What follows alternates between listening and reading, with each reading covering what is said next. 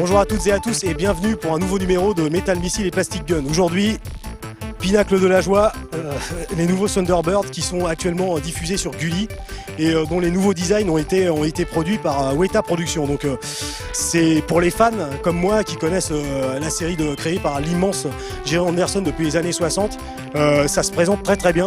Parce que d'un premier coup d'œil, on voit que le code couleur au niveau des personnages est respecté. Et puis on voit aussi et surtout un hood revampé, donc avec un costume cravate, mais toujours la caractéristique d'avoir le crâne rasé et sûrement des pouvoirs mentaux immenses. C'est nouveau, mais il y a quand même le respect et des références à la série originale.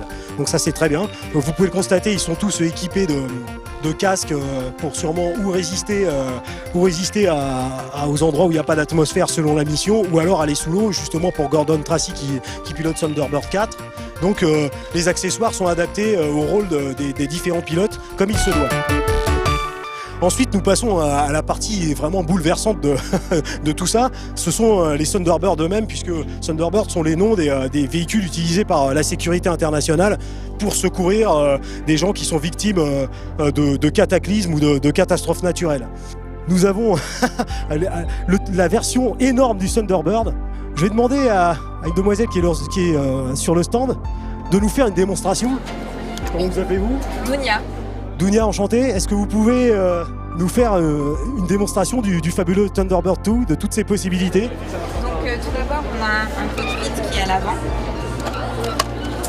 Donc c'est là où sont placés les pilotes. Donc forcément Virgil et Gordon Tracy. Absolument. Donc on referme le cockpit, on éjecte le container. Voilà. Avec Thunderbird 4 à l'intérieur. Et là aussi, surprise, On a la possibilité de mettre Gordon à l'intérieur. Exactement. Ça c'est très très bien, ça c'est génial. Gordon, qui a la possibilité d'entrer directement dans son sous-marin et partir en mission sauvetage sous l'eau. Parfait. En repliant les ailes, les trains d'atterrissage sont désescamotés. C'est ça. C'est superbe, c'est magnifique. Donc voilà, comme d'habitude, revampé mais à peine pour qu'on puisse reconnaître les silhouettes caractéristiques des Thunderbird, designées par Jerry Anderson. Je rappelle que Jerry Anderson était un fanatique d'aéronautique et ça se voit dans énormément de ses séries, dans Joe 90, dans Captain Scarlet, dans toutes les séries de Super Mario Nation que Jerry Anderson a enfanté. Il y a vraiment un amour de l'aéronautique et des formes des avions qui sont vraiment superbes. Donc voilà, ici on a le Thunderbird 1. Les fans savent que le Thunderbird 1 a cette possibilité un peu de pouvoir décoller en mode fusée, mais aussi se poser en fusée allongée. Donc pour les missions de sauvetage, ça on l'a tous vu dans la série, c'est très très utile. Et en plus c'est le vaisseau de reconnaissance des Thunderbirds, c'est-à-dire que c'est toujours lui qui arrive le premier sur la scène, sur la scène à problème pour reconnaître la situation et décider de la démarche à suivre ensuite et quels véhicules seront utilisés pour la mission. Donc voilà, superbe. Ici nous avons Thunderbird 3 qui part de l'île Tracy pour aller dans l'espace.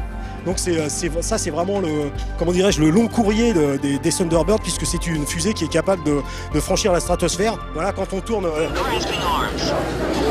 la tuyère, ça parle. C'est génial parce que ça respecte le design d'origine. Tout en rajoutant un peu de nouveauté dans la ligne, c'est un peu plus carré, on va le voir un peu plus tard sur d'autres véhicules. D'autres véhicules, en l'occurrence le TB2, Thunderbird 2.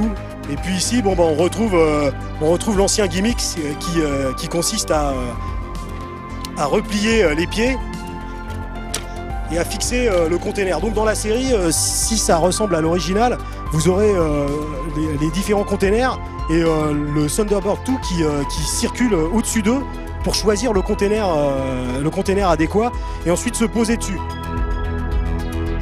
Les jouets sont d'excellente facture.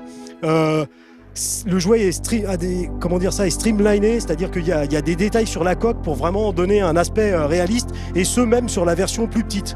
Donc il y a vraiment un désir de s'attacher à la série et de s'attacher à l'amour du détail aéronautique de Jerry Anderson. Ici on peut voir qu'on a le pack complet, donc vous avez les 4 Thunderbird à l'intérieur. Donc voilà, vous achetez ça, déjà vous êtes parés. Mais the best is yet to come, il va y avoir encore beaucoup d'autres choses encore plus intéressantes que ça. Maintenant nous allons voir nous allons toucher le sublime, le NEC plus ultra, la nouvelle Yggdrasil. Alors elle est nouvelle dans son design puisqu'elle est gérée différemment pour ceux qui connaissent vraiment très bien l'Yggdrasil originale. Mais elle présente quand même ses bâtiments high-tech et puis les caractéristiques qui appartiennent bien à la série au niveau du décollage et de l'usage. Donc Dounia, je vais vous solliciter de nouveau. Faites montre de votre maestria et faites-nous une démonstration sublime de l'objet. Alors si on décide par exemple de lancer Thunderbird 2, donc le vaisseau, donc il est dans sa station spatiale.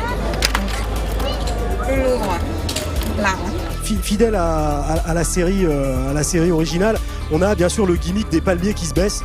Ça, c'est pas possible de faire l'Yggdrasil en passant sur cette caractéristique. Et ensuite, on a un petit levier qui permet de lancer Thunderbird 2 avec des effets sonores en fait. Magnifique. Alors ensuite, on lance donc Thunderbird 1. Donc déjà, on déroule et on appuie sur le bouton 1 qui est juste à l'arrière pour lancer la fusée.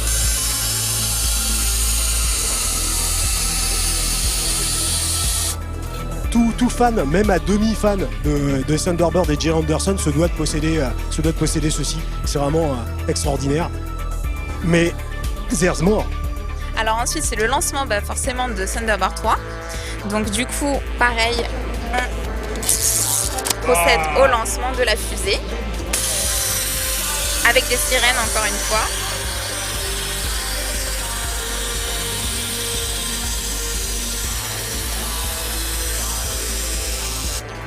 Sublime. Paré au décollage. Voilà, c'est parfait. Donc vraiment, on retrouve aussi ce côté des jouets des années 80 qui pouvaient bouger partiellement de par eux-mêmes. Et ça c'est vraiment très plaisant. On a fait de nombreuses émissions sur des choses comme Starcom et autres. Et ça nous le rappelle quoi. Un bouton déclencheur, un gimmick d'élévation plus le bruit qui va avec. C'est vraiment super. Ah, et puis bon. Voilà, la mission a été accomplie. Ah on nous dit que la mission a été accomplie. C'est vraiment très émouvant, je me retiens de ne pas fondre en larmes. Vraiment c'est superbe, c'est magnifique. Voilà un philanthrope milliardaire, à savoir le père Tracy qui décide de sauver le monde, des vaisseaux high-tech qui viennent à votre secours, la main tendue de la sécurité internationale. Les jouets sont quelque chose de beaucoup trop sérieux pour être confiés aux enfants.